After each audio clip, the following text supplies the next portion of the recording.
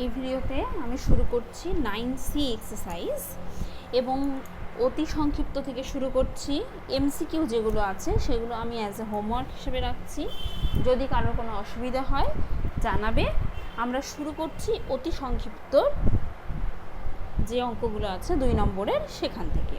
তো প্রথম অঙ্কটাই বলা আছে, দেখো A5XYZ 405 গুণোত্তর প্রগতিতে থাকলে XYZ এর মান নির্ণয় করো। এটা অঙ্কটা খুবই সোজা, আমি তবুও অঙ্কটা করে দেখাচ্ছি, যেহেতু একদম প্রথম অঙ্ক করছি তাই সোজা একটা অঙ্ক নিয়ে করছি।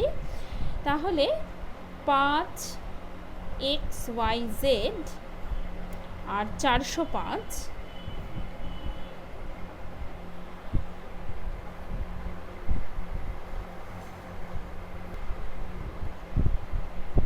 এই গুণোত্তর প্রগতির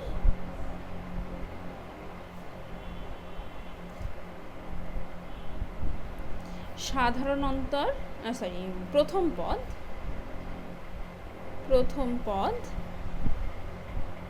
5 এবং সাধারণ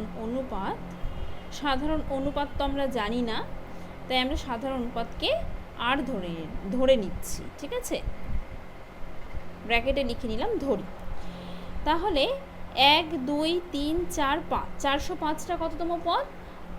5 নম্বর পদ। তাহলে 405 এই প্রগতির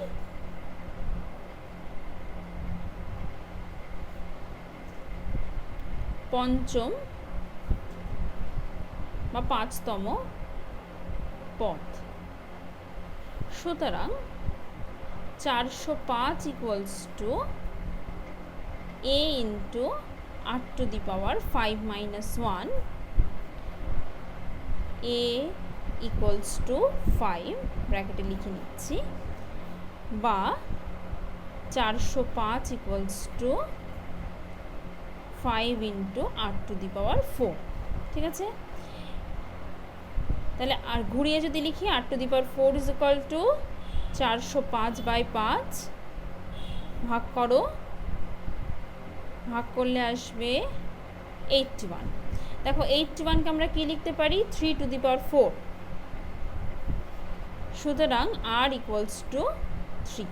তাহলে r ইকুয়ালস যদি 3 হয় তাহলে x equals to 5 into r, y equals to 5 into r², আর z equals to 5 into r³। 5 into 3 অর্থাৎ 15, 5 ইন্টু 3², 3 × 9, 5 × 9 45, আর z ইকুয়ালস টু 5 ইন্টু 3³ অর্থাৎ 5 ইন্টু 27, 135, ঠিক আছে। তাহলে XYZ এর ভ্যালু আমরা পেয়ে গেলাম। আচ্ছা, নেক্সট 2 নম্বরে বলা হয়েছে কোনো গুণোত্তর প্রগতির দ্বিতীয় পদ b এবং সাধারণ অনুপাত যদি r হয়, তাহলে প্রগতির প্রথম 3টি পদের গুণফল যদি 64 হয় তাহলে b এর মান নির্ণয় করো। এটাও খুব সহজ। দ্বিতীয় পদ বলা আছে b, তাহলে প্রথম পদ, দ্বিতীয় পদ b সাধারণ অনুপাত r, সুতরাং প্রথম পদ b/r আর তৃতীয় পদ b ইন্টু r। তাহলে প্রশ্নানুসারে 3টে পদের গুণফল কি আছে? 64। তাহলে প্রশ্নানুসারে b/r into b into br equals to 64, অর্থাৎ আরগুলো ক্যান্সেল হয়ে গিয়ে পড়ে থাকছে b³ ইজ ইকুয়াল টু 64, অর্থাৎ b³ ইজ ইকুয়াল টু 4³ অর্থাৎ b ইজ ইকুয়াল টু 4।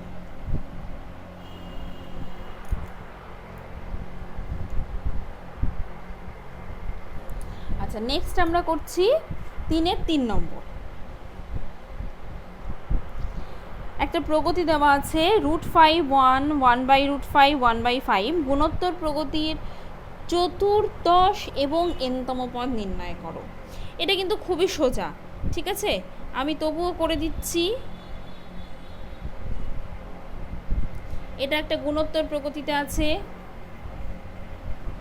সাধারণ অনুপাতটা ক্যালকুলেট করো। সাধারণ অনুপাত 1/√5, এটা আমাদের সাধারণ অনুপাত আসছে। দ্বিতীয় পদ 1, প্রথম পদ √5, তাহলে 1/√5 সাধারণ অনুপাত। আর প্রথম পদ √5, তাহলে চতুর্দশ পদ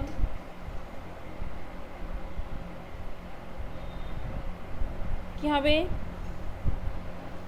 a 8⁻13, তাই তো? a মানে প্রথম পদ, আর 8⁻13 মানে 1/√5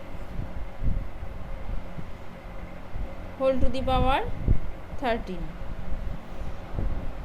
তাহলে বুঝতেই পারছো √5 ইন্টু 1/√5 একটা নিয়ে নিলাম, আর 1/√5 টু দি পাওয়ার 12 লিখলাম। দেখো এটা ইভেন নাম্বার, এখানে রুট আছে, তাহলে এই দুটো কেটে যাচ্ছে, আর এখানে এটা আসবে 1/5 টু দি পাওয়ার 6। এটা ক্যালকুলেট করতে পারো পুরোটাই। ক্যালকুলেট করে 5 টু দি পাওয়ার 6 এর ভ্যালু যা হবে সেটা লিখবে। 5 টু দি পাওয়ার 4 মানে হচ্ছে 625। 625 ইন্টু 25, এই ক্যালকুলেশনটা করবে নিজেরা। নেক্সট আমি করছি 4-এর 2 নম্বর। বলেছে যদি কোনো গুণোত্তর প্রগতির p প্লাস কিউতম পদ a এবং p মাইনাস কিউতম পদ b হয়, তবে p তম পদটি নির্ণয় করো। মনে করি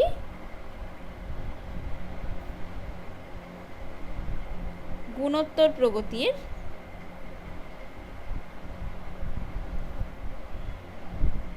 প্রথম পদ a এবং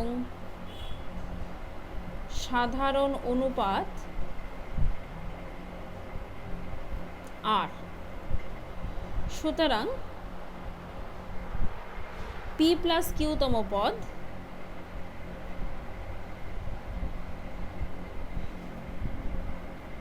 a into r to the power p plus q minus 1, আর p মাইনাস কিউতম পদ a into r to the power p minus q minus 1। সুতরাং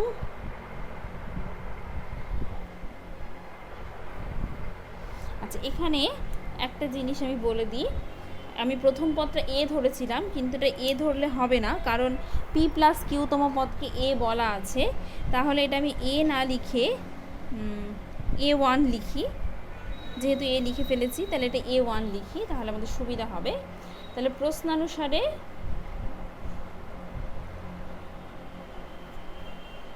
a1 r into p plus q minus 1 equals to a, আর a1 r to the power p plus q p minus q minus 1 equals to b। ঠিক আছে, এটা আমাদের 1 নম্বর সমীকরণ, এটা 2 নম্বর সমীকরণ। তো আমরা কি করছি, 1 আর 2কে ভাগ করে দিচ্ছি। 1 আর 2 ভাগ করে দিলে এখান থেকে a1টা ভ্যানিশ হয়ে যাবে, আর এর মানটা আমরা পেয়ে যাব। তাহলে 1/2 করে পাই।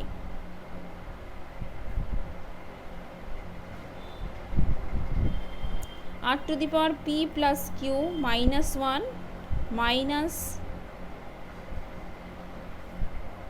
আচ্ছা যদি একবারে করতে অসুবিধা হয় আমি দুবারই করছি, r to the power p minus q minus 1 equals to a by b।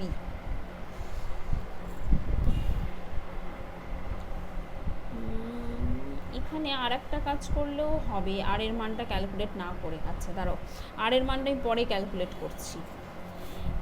সুতরাং যেহেতু 2 নম্বরের অঙ্ক, বেশি বড় হবে না এটা, সুতরাং p তম পদ হবে, p তম পদ equals to a1 into r to the power p minus 1। এবার আমি যেটা করব, 1 ইন্টু 2 করে পাই, দুটোকে গুণ করে দেব। তাহলে এটা আসবে a1 into r to the power p plus q minus 1 into a1 into r to the power p minus q minus 1 equals to ab, বা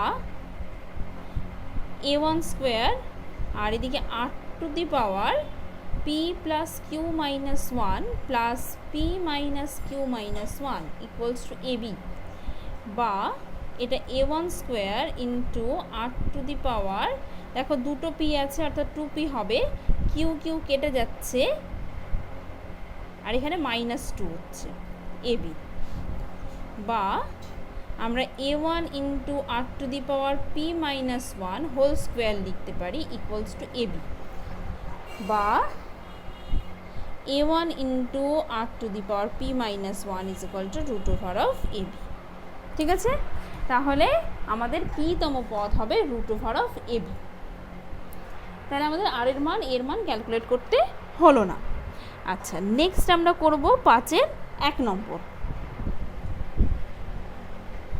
5-এর 1 নম্বরে বলা হচ্ছে √2, √6, 3√2 এই গুণোত্তর প্রগতির কোন পদের মান হবে 242 √2। তাহলে √2, √6, 3√2 এই গুণোত্তর প্রগতির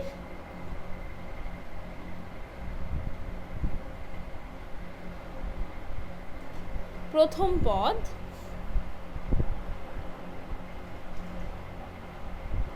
√2 এবং সাধারণ অনুপাত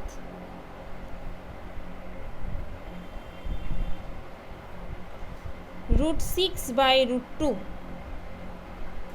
equals to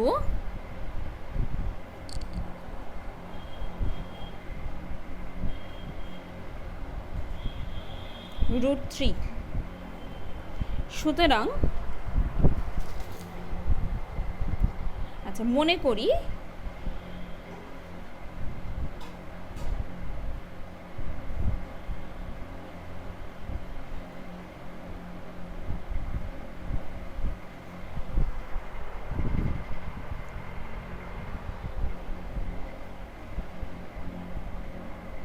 গুণোত্তর প্রগতির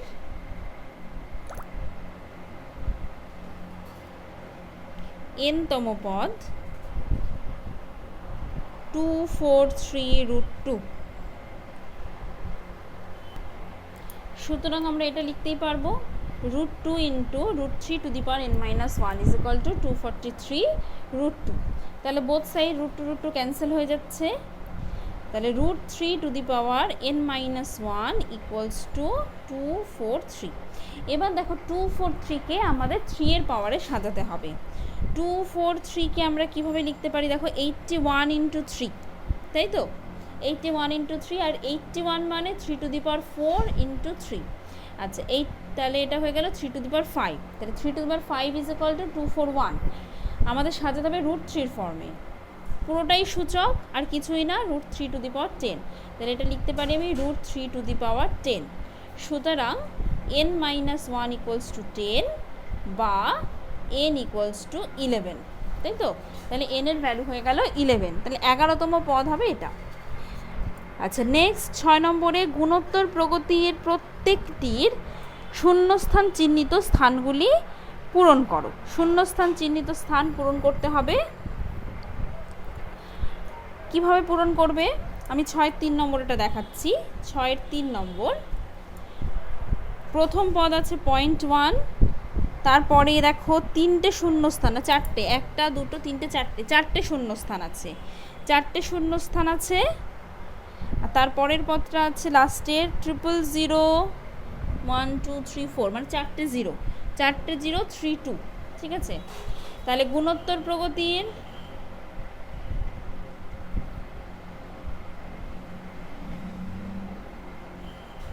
প্রথম পদ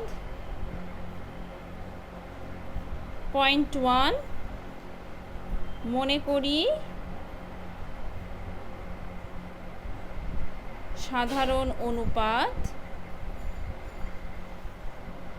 আর সুতরাং কটা পদ আছে টোটাল, 1 2 3 4 5 6, 6টা পদ। 0.00032 equals to 0.1 into a into r to the power 6 minus 1, তাই তো ষষ্ঠ পদ তো এটা, তার মানে 6 মাইনাস 1, বা আমরা লিখতে পারি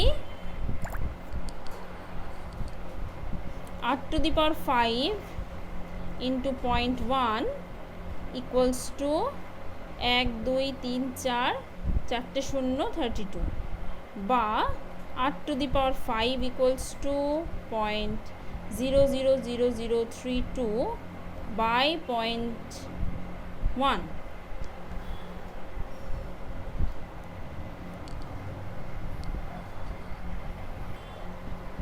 দেখো 0.1 দিয়ে ডিভাইড করছি, তাহলে দেখো একটা পয়েন্ট এদিকে সরে যাবে, অর্থাৎ পয়েন্টের পরে এখানে 5টা ঘর আছে, 6টা ঘর আছে, সেটা হয়ে যাবে 5টা ঘর। তাহলে একটা পয়েন্ট এদিকে এখানে সরে আসলে হয়ে যাবে 0.00032, 0.1টা থাকছে না নিচে। তাহলে এইটাকে লেখা যায়, দেখো আমরা জানি 32 মানে 2 টু দি পাওয়ার 5, তার মানে একটু হিসাব করে দেখো 0.2 টু দি পাওয়ার 5 যদি করি, তাহলে 2 টু দি পাওয়ার 5 মানে 32, আর যেহেতু 2 টু দি পাওয়ার 5 করছি, এখানে 0.2 ছিল একটা ঘর, তাহলে 5টা ঘর হয়ে যায়। তো 5টা ঘর হলে আগে 3টে 0 আসতে হয়, তাহলে 1 2 3 4 5, এইটা হয়ে যায় আমাদের অ্যান্সার। তাহলে এটাকে আমরা 0.2 টু দি পাওয়ার 5 হিসেবে লিখতে পারি। সুতরাং আর এর ভ্যালু হয়ে যাচ্ছে 0.2। এবার আর এর ভ্যালু 0.2 হলে মাঝের এই পদগুলো তোমরা ক্যালকুলেট করতে পারবে, a r square, a r cube, a r to the power 4, ঠিক আছে, এইভাবে ক্যালকুলেট করবে। আচ্ছা, নেক্সট 7 নম্বরেরটা বলা হয়েছে, দেখো আর এর মান নির্ণয় করো, 3টে গুণোত্তর প্রগতিতে আছে। তাহলে 3টে যদি গুণোত্তর প্রগতিতে থাকে, তাহলে খুব স্বাভাবিকভাবে অনুপাতগুলো সেম হবে। 7-এর 1 নম্বরটা আমি একটু হিন্ট দিয়ে দিই, এখানে 7r by 3r plus 1 equals to 10r plus 8 by 7r, এই জিনিসটা আসবে। তো এখান থেকে আমরা আর এর ভ্যালুটা ক্যালকুলেট করতে পারবো। নেক্সট 8 নম্বরে বলেছে 7/4 এবং 56-এর মধ্যে 4টে গুণোত্তরীয় মধ্যক বসাও।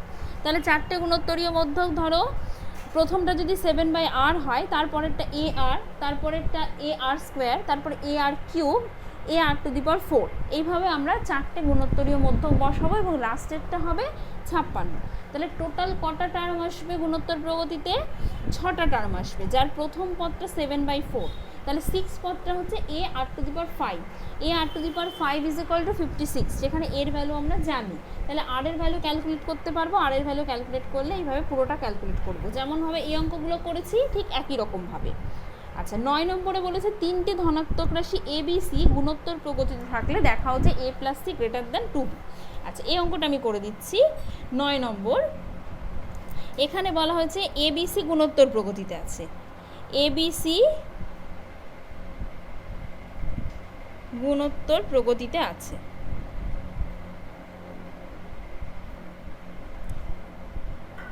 সুতরাং আমরা বলতে পারি যে b square is equal to a, c গুণোত্তরীয় মধ্যকের সূত্র অনুসারে।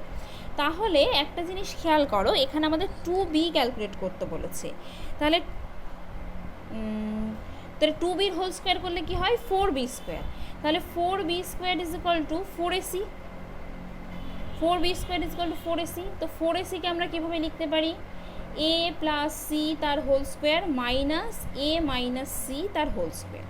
তো স্বাভাবিকভাবেই এই যে সংখ্যাটা আমরা পেলাম, এটা তো একটা কিছু বিয়োগ করে পেয়েছি, তাহলে এটা লেস দ্যান ইকুয়ালস টু, বা স্ট্রিক্টলি লেস দ্যানই বলবো, যেহেতু এ আর সি সমান নয়, সুতরাং a minus c not equals to 0, আর a minus c not equals to 0 হলে এটা একটা টার্ম বিয়োগ করছি আমরা a plus c whole square থেকে, তাহলে অবশ্যই পুরো এ প্লাস সি হোল স্কোয়ারটা এর থেকে বড়।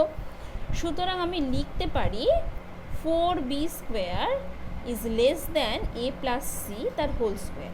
অবশ্যই এটা 2bর হোল স্কোয়ার, বোথ সাইড যদি রুট করি এটা আসবে 2b less than A plus C, ঠিক আছে, সেটাই প্রমাণ করতে বলেছি, A plus C greater than 2b, প্রমাণিত।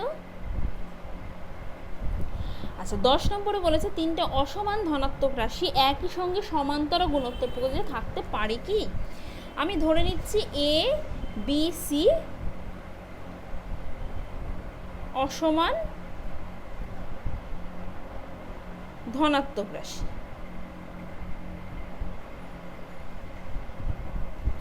ঠিক আছে, অসমান ধনাত্মক রাশি, এরা একই সঙ্গে সমান্তর গুণোত্তর প্রকৃতিতে আছে। তো গুণোত্তর প্রকৃতিতে থাকলে আমাদের কি হয়, জিনিসটা দেখতে সুবিধা হয়। তো সেই জন্য আমি কি করছি, এরকমভাবে না লিখে আমি লিখছি এ আর স্কোয়ার অসমান ধনাত্মক রাশি। তাহলে প্রশ্নানুসারে এরা কি হচ্ছে, সমান্তর প্রগতিতে আছে। তাহলে প্রশ্নানুসারে